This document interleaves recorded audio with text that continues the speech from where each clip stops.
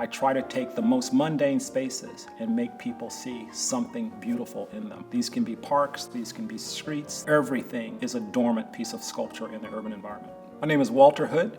I'm a landscape and public artist. I think I've always wanted to be an artist, but coming up, being the first to go to college in my family, it was really hard to go off to art school. So I looked to architecture. And once I got to school, I discovered this field called landscape architecture. When we start design, function is a really important aspect of it. But function, in a way, for most projects, the program is already written.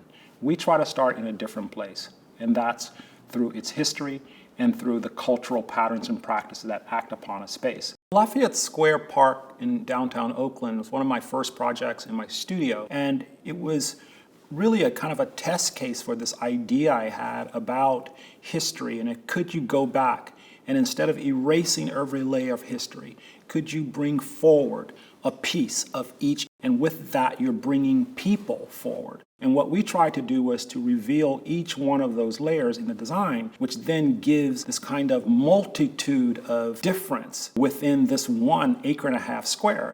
The International African American Museum, located in Charleston, South Carolina, is the genesis for a lot of the other work that we're doing. I've spent about a decade down in Charleston working with the Gullah Geechee community, which are descendants from the early slaves of Charleston, working with people like Mayor Riley and other historians to try to tell the story of slavery in Charleston. We think more than 40% of the African slave diaspora actually landed here or died. The International African American Museum is a great project to show how we honor sort of ecology, history, and sustainability and function within a single project. Here in Charleston, you can kind of see we have a low country garden, and here these gardens, sweet grass in this area, will be plants, flora and fauna that you see throughout the low country. Next to that, we have a system of ethnobotanic gardens informed by what slaves brought to the Americas. Along the edge of the boardwalk here in Charleston, there will be a fountain that's about 40 yards wide, and it will have the bodies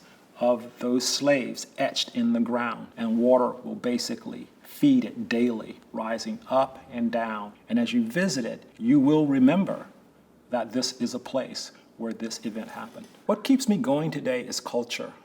Somehow we've forgotten what culture is. This notion that different groups of people live together in different places and thereby have different patterns and practices. And as I go around the world and even this country, I see that no one's paying attention to that we're trying to give everyone the same thing. I want people to understand that difference can be this powerful thing that brings us together. And I think that can create a society or a community of people that will have more than less.